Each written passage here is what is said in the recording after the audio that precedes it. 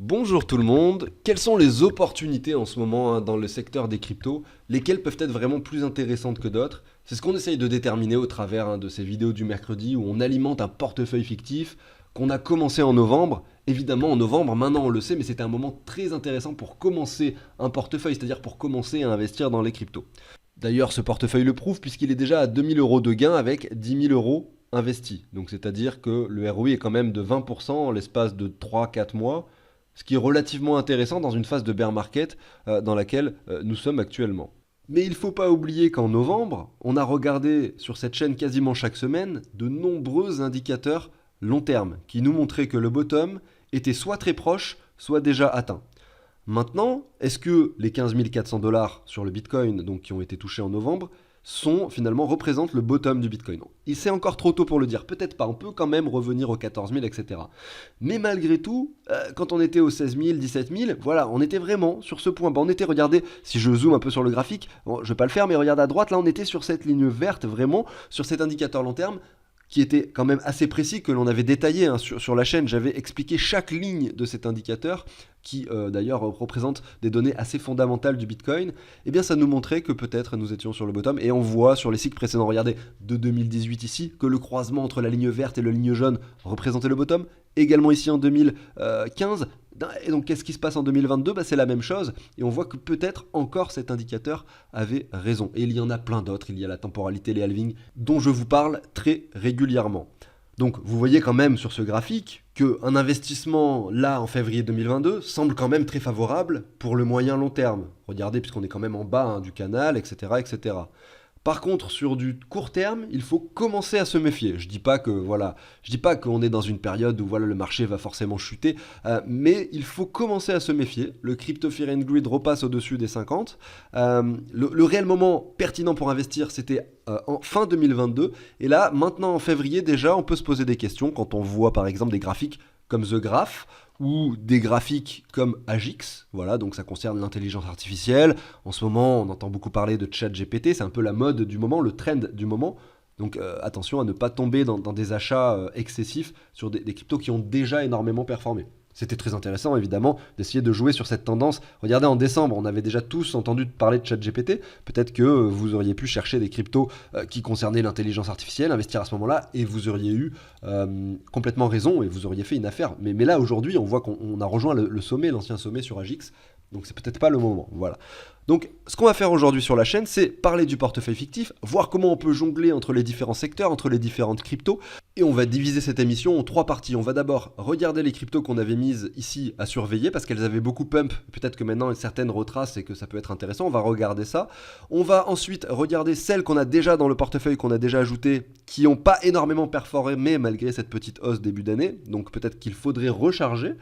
Et on terminera par 2 crypto-monnaies, effectivement, qui sont sur des niveaux pertinents, qu'on va peut-être ajouter à ce portefeuille. Je ne sais pas à quelle échelle, avec combien, mais voilà, on va définir ça ensemble. Je vous passe l'introduction, je vous dis à tout de suite.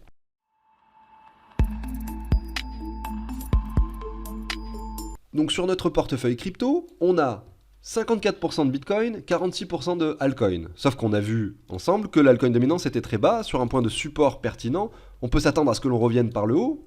Donc ça peut être pourquoi pas intéressant d'inverser ce pourcentage, c'est-à-dire d'avoir plus que 50% d'altcoin et donc moins que 50% de Bitcoin. Et si jamais par hasard on devait casser ça par le bas, eh bien c'est pas grave, on aura toujours du Bitcoin, peut-être qu'on se conservera à 40-30% de Bitcoin, qu'on pourra continuer à dépenser au fur et à mesure que les altcoins chutent, si ce scénario se produit, mais selon moi ce n'est pas le plus probable aujourd'hui.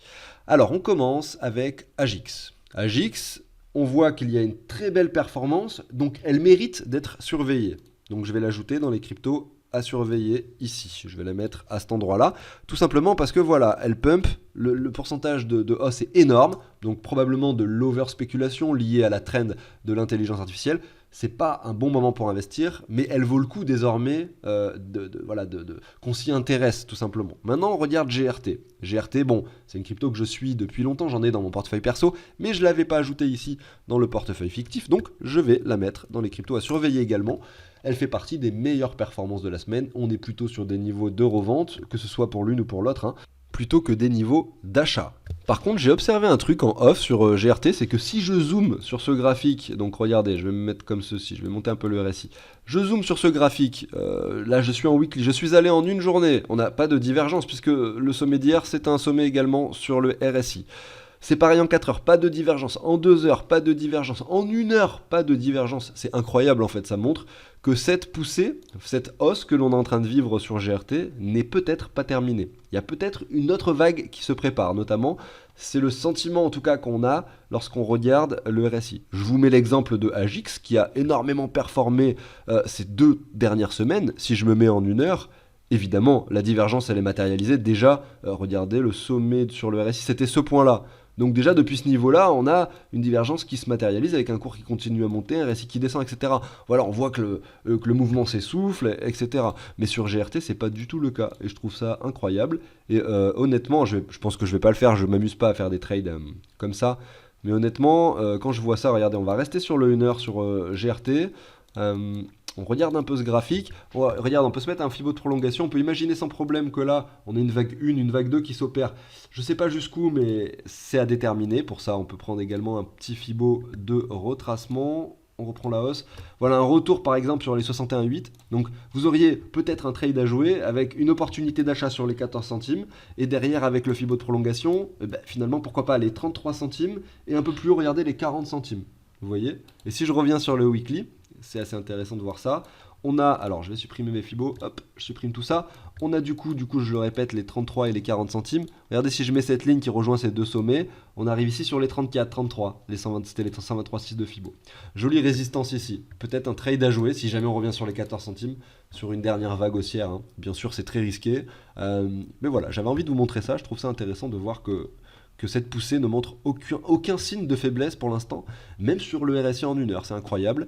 On continue avec DYDX. Donc la semaine dernière, on l'a mise dans les cryptos à surveiller parce qu'on a eu de très belles performances ces derniers temps, la latéralisation, la cassure que l'on observe ici, voilà, mais on est toujours élevé malheureusement, et bon, je crois que ça sera peut-être l'opportunité d'en acheter dans quelques semaines, si jamais on revient, pourquoi pas, dans une zone de rechargement un peu plus basse. Mais voilà, c'est intéressant de voir qu'elle est en train de se reprendre, de latéraliser tranquillement.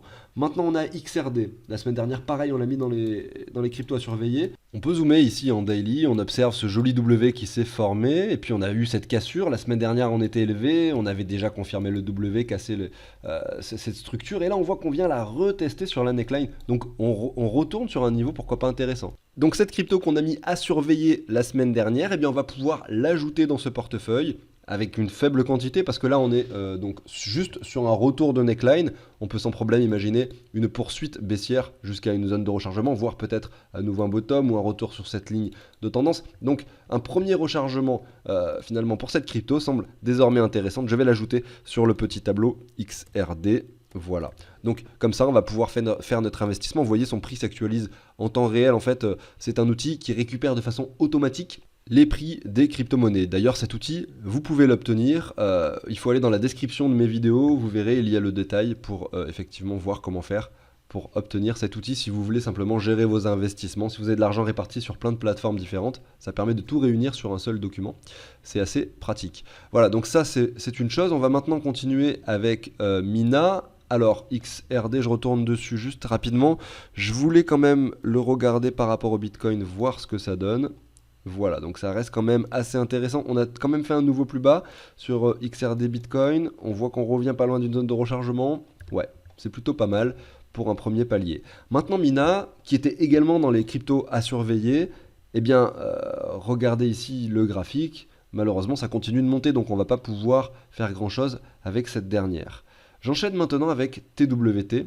TWT, regardez qui la semaine dernière a enregistré une bougie quand même assez intéressante de 14%, se retrouve désormais avec une bougie rouge. Et donc ici, TWT par rapport, donc c'est le token de Trust Wallet, hein, qui est donc finalement le portefeuille décentralisé de Binance, enfin que Binance a racheté. Regardez ici, on a ce canal qu'on peut tracer. il y a encore possibilité de chute par rapport au dollar, c'est l'impression qu'on a.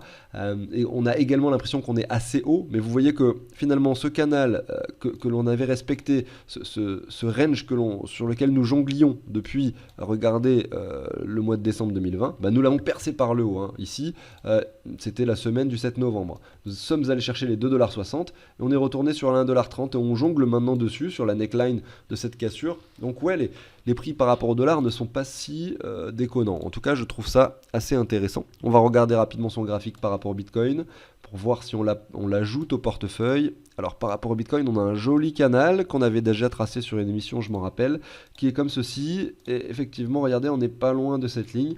Pour un palier d'achat, ça me semble pertinent, d'autant plus qu'on a vu que les altcoins étaient sur un point de support aujourd'hui et que donc on va plutôt faciliter et encourager l'investissement en altcoin. Alors je retourne ici, je vais dans Ajout des coins et je vais pouvoir mettre donc TWT ici, parce qu'on va l'ajouter à ce portefeuille. On va maintenant regarder la dernière crypto qu'on voulait surveiller, il s'agit de Engine. Donc cette dernière semaine, c'est une bougie verte, donc on va pas s'y intéresser. Je vais continuer maintenant avec les cryptos qu'on a déjà dans le portefeuille et qui n'ont pas spécialement performé. Elles ont performé, mais pas tant que ça par rapport aux autres. Et donc peut-être qu'un deuxième palier peut être intéressant si jamais c'est leur tour finalement, qu'elles se mettent à performer plus que d'autres. Voilà, parce qu'on sait que c'est par cycle, par rotation sectorielle. Des fois, il y a des secteurs qui marchent mieux que d'autres. Donc voilà, c'est un peu ça le but de cette étape de l'émission. Et il s'agit, regardez, de VeChain, de Crow, et la dernière qu'on va regarder, c'est Theta. Voilà. Donc si on regarde VeChain, on observe donc par rapport au Bitcoin que, effectivement, au moment où on avait investi, c'était un meilleur moment que maintenant. Mais on reste toujours très bas, on a fait un double bottom, on remonte un petit peu. Et au vu de ce que l'on voit sur l'altcoin dominance ici, on a envie quand même de recharger un petit peu quelques altcoins. Donc on va recharger un peu plus sur VeChain pour pouvoir dépasser notre pourcentage de 50% d'altcoin, et également parce que le graphique est toujours intéressant. Le Crow m'intéresse beaucoup moins de par la crypto en elle-même, à quoi elle sert et son utilité, et également parce qu'elle ne montre aucun signal par rapport au Bitcoin, aucun signal de reprise. Maintenant Theta, elle, par contre, est très intéressante parce que de la même façon que VeChain, on a fait un plus bas ici et on revient ici au 78 titres dans une zone de rechargement. On montre un peu des signes de reprise. Sur le très court terme, on est sur un point de résistance, mais il suffirait de le casser, peut-être ensuite de confirmer ce W pour que ce soit enfin son tour. Donc ça me donne envie également de recharger du Theta. Donc on va le faire et on va enchaîner maintenant avec les deux cryptos que je souhaite, en plus de celles qu'on a déjà, ajouter dans ce portefeuille. Il s'agit pour la première de Uni, donc la crypto-monnaie de Uniswap, qui montre que dalle, qui ne montre rien depuis ce début d'année 2023. Alors certes, on est passé, regardez, en décembre, de 5,29$ ici à 6,93$, mais pour un marché global dans le vert, comme c'est le cas en ce moment, c'est pas tant que ça. On a malgré tout cassé cette ligne de tendance, on voit qu'on n'a pas fait de nouveau bottom. Est-ce qu'on est en train de construire quelque chose sur Uni? C'est la question que je me pose. Et en tout cas, on voit que la chute est de moins en moins violente, qu'un bottom a été effectué ici en juin 2022, donc ça commence à dater, et qu'on latéralise. Donc le graphique me plaît beaucoup, le graphique de Uni. Si on le regarde par rapport au Bitcoin, malheureusement, ça me plaît un petit peu moins. Mais regardez, si je prends un Fibo comme ça, on est actuellement en dessous des 38,2 et on peut bien sûr sans problème envisager un retour dans cette zone de prix. Mais pour un premier palier d'achat, je vais favoriser ce niveau-là des 38,2. Et je le rappelle, c'est également parce que nous sommes ici sur l'altcoin dominance et que donc ça me donne, on va dire, cette facilité d'investissement. Maintenant, regardons la deuxième, qui me semble vraiment intéressante également, c'est ICP.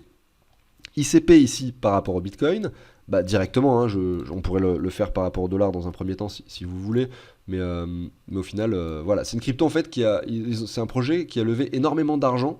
Donc selon moi c'est un projet à fort potentiel parce que sinon ils n'auraient pas réussi à récolter autant d'argent. Sauf que derrière, le token, tous ceux qui avaient pu investir, ils avaient eu du vesting, ils ont revendu petit à petit. La pression vendeuse était vraiment très très forte et en fait le token dès le début n'a fait que chuter. Sauf que voilà, maintenant on arrive, alors il faudrait retourner dessus, sur la moitié des tokens je crois qui sont émis. Peut-être que le vesting commence à dater. Voilà, on peut espérer sur un prochain run peut-être que cette crypto monte sa valeur, en tout cas prenne de la valeur. Et ici on est sur les 5,97$, on a touché les 3,50$. Par rapport au dollar, on fait toujours des nouveaux plus bas, et le bottom était en novembre. Maintenant si on la regarde par rapport au Bitcoin, Et c'est là qu'on a quelque chose d'intéressant. Une petite poussée s'est opérée entre juin et juillet 2022. Et derrière, on fait que retracer. Et regardez, on est venu chercher quasiment un double bottom. On s'est installé sous la zone de rechargement. On est entre les 61,8 et les 78,6 en ce moment. Voilà, donc pour moi la pertinence est bien présente, raison pour laquelle on va ajouter ces deux cryptos au portefeuille. Donc grosso modo on a 4 cryptos ici à acheter et 2 cryptos à recharger, notamment VET et Theta. Donc on va faire ça avec 1% de Bitcoin pour chacune des transactions, ce qui veut dire qu'on va dépenser 6% de Bitcoin de façon à se retrouver sur un portefeuille composé en majorité d'altcoins.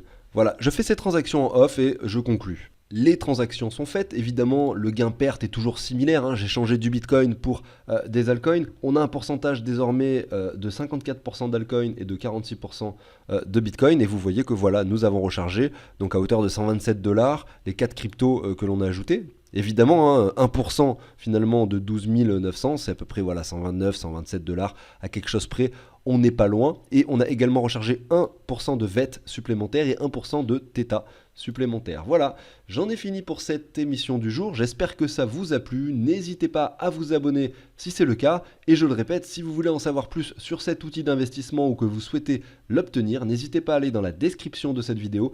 Vous allez trouver les informations nécessaires pour l'obtenir. Je vous souhaite une excellente journée. À demain. Ciao tout le monde.